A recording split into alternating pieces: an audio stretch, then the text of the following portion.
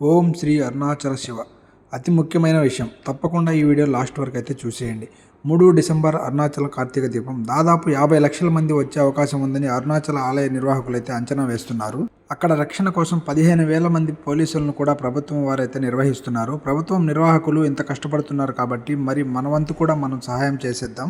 అందువల్ల స్త్రీలు మరియు పిల్లలు మరియు వృద్ధులు చివరికి మీరు కూడా ఇంటి పట్టునే ఉండి టీవీలో కార్తీక దీపం అయితే దర్శించుకుందాం. ఇక్కడ మీరు గమనించాల్సింది ఒకటే, టీవీలో చూసినా డైరెక్ట్గా చూసినా ఫలితం అనేది ఒక్కటే. ఎందుకంటే ఒకప్పుడు టీవీలు లైవ్లు మనకి లేవు కాబట్టి ప్రతి ఒక్కరు అక్కడికైతే పరుగులు తీసేవారు.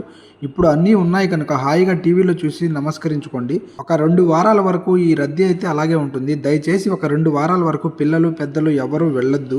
మీరింత రద్దీలో అక్కడికి వెళ్ళి మన క్షేమాన్ని చూసే బాధ్యత శివయ్య భుజాల మీదైతే అస్సలు వేయొద్దు. మన క్షేమాన్ని మనమే చూసుకుంటూ ఇంటి దగ్గర నుంచే కార్తీక దీపాన్ని అయితే వీక్షించేద్దాం. ఈ ఇన్ఫర్మేషన్ కనుక మీకు నచ్చినట్లయితే మీ ఫ్రెండ్స్ అండ్ ఫ్యామిలీ మెంబర్స్కి షేర్ చేసేయండి. ఇలాంటి మరిన్ని వీడియోస్ కోసం మన ఛానల్ అయితే ఫాలో అయిపోండి.